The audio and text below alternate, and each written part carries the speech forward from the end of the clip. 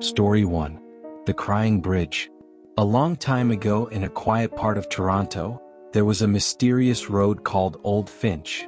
It twisted and turned through a dark forest, with trees that seemed to whisper secrets to each other. At the end of this road was a small, worn-out bridge. People in the town used to tell stories about the bridge, saying that if you stood on it late at night, you could hear something strange, a baby crying. Many believed it was just a silly story to scare children, but some claimed to have heard the cries themselves. One night, a boy named Timmy and his friends decided to explore the bridge. They were a brave group and didn't believe in ghosts or old spooky tales. They thought it would be fun to go and prove the story wrong. Timmy, leading the group, grabbed his flashlight, and together they set off down Old Finch Road. As they walked, the moonlight barely peeked through the thick trees above them. The deeper they went, the more the night felt different. The wind seemed colder and the road quieter. The only sounds were their footsteps on the gravel and the rustling of leaves in the breeze. The further they walked, the more they realized how far they were from home. The usual city sounds were gone, replaced with the eerie silence of the woods. After what felt like forever, they reached the bridge. It was small and old, with worn-down wooden planks and rusty railings. The stream beneath it barely made a sound as it flowed. Timmy's friends looked at each other, half expecting to hear the legendary crying right away. But all they heard was the wind blowing softly through the trees. Timmy stepped onto the bridge first. He stood still, waiting, listening. There was nothing, just the occasional chirp of a cricket in the distance. Timmy's friends started to laugh. One of them said, "See, there's no baby crying, just an old bridge and some silly stories." They turned to leave, feeling a little foolish for being scared. But then, out of nowhere, there was a faint sound. It was so soft at first that they thought it was just the wind playing tricks on them. But then it came again, clearer this time. A tiny, heart-wrenching cry like that of a baby. Timmy froze. His friends went quiet.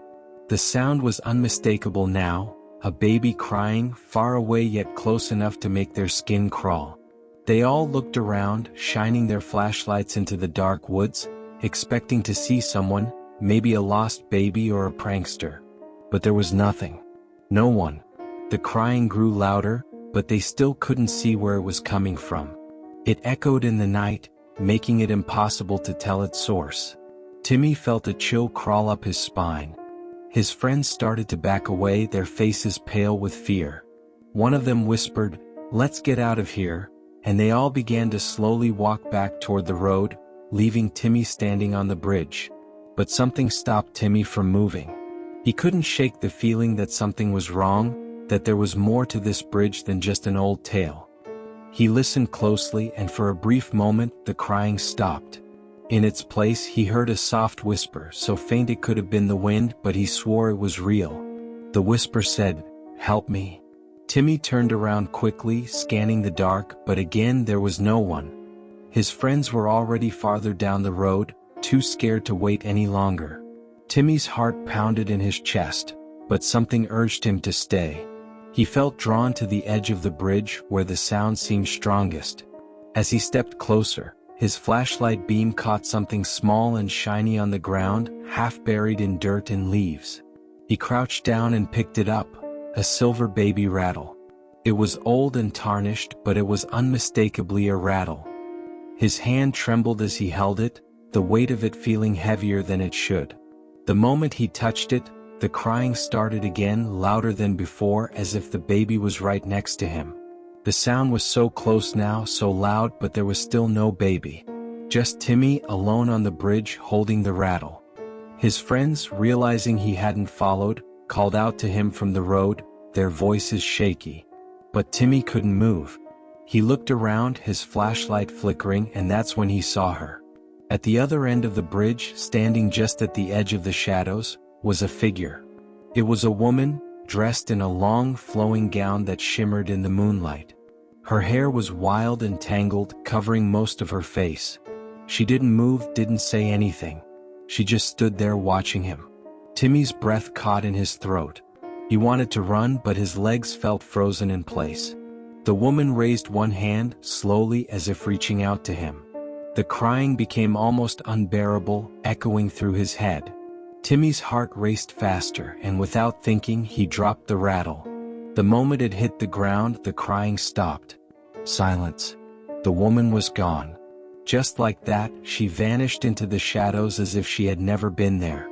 Timmy didn't wait to see what would happen next.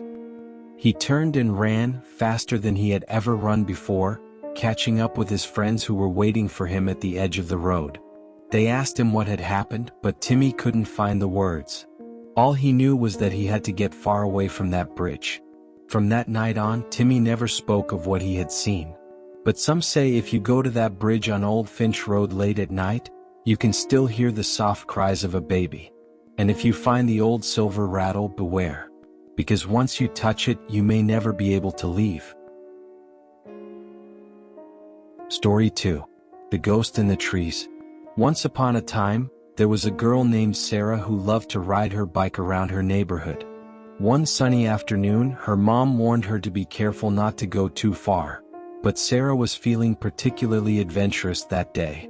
Her curiosity piqued, she decided to explore a road she had never ventured down before, Old Finch Road.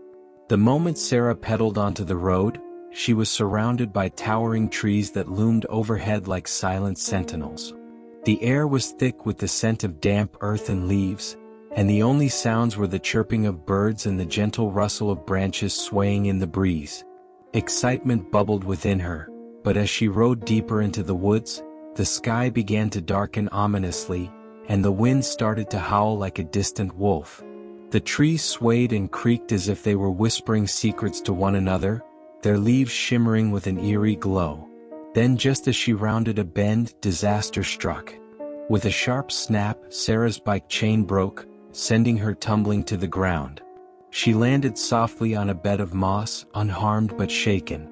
As she picked herself up, a sense of unease washed over her. She looked down at her bike and saw the twisted chain hanging limply. Realizing she would have to walk home, she took a deep breath and began her trek back. As she started walking, an unsettling sound broke the silence of the forest. It was a soft crunching noise like leaves being trodden underfoot. Sarah spun around, her heart racing, but found no one behind her. Dismissing it as her imagination, she continued walking, only to find the footsteps had not ceased. Instead, they grew louder, echoing ominously behind her. Panic set in as she quickened her pace, the sound matching her hurried footsteps. Just when Sarah thought she might escape, a cold hand clamped down on her shoulder. A scream tore from her throat as she whirled around, heart pounding, only to find the space behind her empty. But then, as if drawn by some unseen force, her gaze traveled upward into the trees. There, partially concealed among the branches, was a shadowy figure. It resembled a person but was shrouded in darkness, with eyes that glowed a menacing shade of green. With a terrifying grace, the figure dropped from its perch and landed silently before her, a wide grin spreading across its shadowy face. Its voice drifted through the air, a chilling whisper that sounded like the wind rustling through the leaves. It claimed to have been waiting for her. Fear surged through Sarah, and without thinking she bolted, leaving her broken bike behind as she raced through the woods. The figure pursued her, its footsteps echoing ominously as they pierced the silence of the forest. Branches snapped and leaves rustled as it moved with unnatural speed, urging Sarah to run faster. Finally, she spotted the edge of Old Finch Road up ahead, a thin sliver of daylight breaking through the canopy of trees. She pushed herself harder, her lungs burning as she sprinted toward safety. Just as she crossed the threshold from the darkness into the open air, she dared to glance back. The figure had stopped, its glowing eyes fixed on her with an unsettling intensity, as it melted back into the shadows of the trees. When Sarah reached home, her heart still racing, she rushed to tell her mom what had happened. But her words were met with disbelief. Her mother gently scolded her for going too far and assured her it was just her imagination playing tricks. As for her bike, it remained lost to the forest, swallowed by the very shadows that had terrified her. From that day on, Sarah never returned to Old Finch Road. The tale of her encounter with the ghost in the trees became a whispered legend among her friends, a story of caution for those who dared to venture too far into the unknown. Some say the shadowy figure is still there, lurking among the branches, waiting patiently for the next curious soul to wander too deep into the woods, drawn by the allure of adventure, only to find something far more sinister awaiting them. Story 3. The House at the End of Old Finch Road. At the very end of Old Finch Road stood a spooky house that had long been abandoned. The tall, broken windows seemed to stare vacantly at the world outside, while the roof appeared on the verge of collapse, sagging under the weight of time and neglect. Rumors swirled among the townspeople, tales of eerie happenings and ghostly apparitions. They said that if you ventured close enough to the house, you could still hear faint voices echoing from within, whispering secrets of a time long past. One Halloween, a trio of friends, Emma, Jake, and Lily, decided to brave the ominous structure. Jake, ever the skeptic, dismissed the stories with a wave of his hand. He proclaimed with a laugh that it was just an old house and there was no such thing as ghosts. Emma and Lily, however, felt a chill of uncertainty at the thought. Nevertheless, they followed Jake down the overgrown path of Old Finch Road, their flashlights barely piercing the thickening darkness that surrounded them. As they approached the house, the wind picked up, rustling the branches of the trees, causing them to sway and cast strange shadows that danced ominously across the ground. The front door stood wide open, creaking on its rusty hinges as if inviting them inside. Jake, full of bravado, laughed again, reassured by the mundane sight of the old structure. To him it was simply creepy, nothing more. Stepping inside, the friends were greeted by a profound silence, thick and heavy, broken only by the sound of their own breathing. But just as they began to explore, a sound broke the stillness, a soft giggle like that of a child hiding and playing a game. Emma's heart raced as she exchanged a nervous glance with her friends. Did they hear that? The others nodded, their faces pale as they scanned the empty rooms, searching for the source of the laughter. With hesitant steps, they wandered deeper into the house, their footsteps echoing eerily in the vast emptiness. Just as they were about to head up the creaky staircase, the giggling returned, this time louder and more pronounced.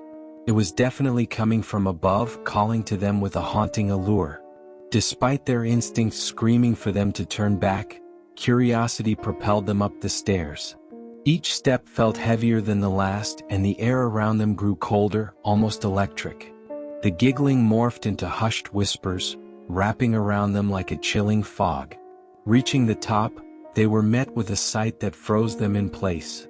A little girl stood at the end of the hallway, her back to them. She wore an old-fashioned white dress, the fabric tattered, and her hair hung in messy tangles down her back. "Hello," Jake called, attempting to mask his fear. The girl remained motionless, her small frame a stark contrast against the dilapidated surroundings. Lily, feeling a surge of compassion, stepped forward, her voice trembling slightly.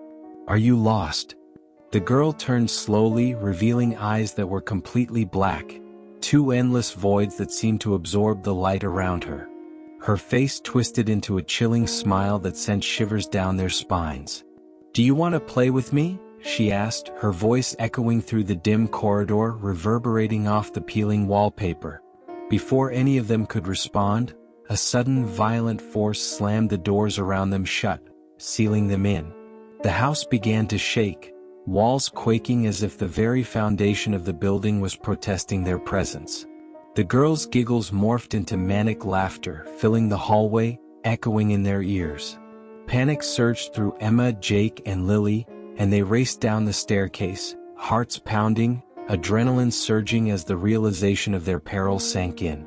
The front door loomed ahead, but it began to close as if possessed by a will of its own.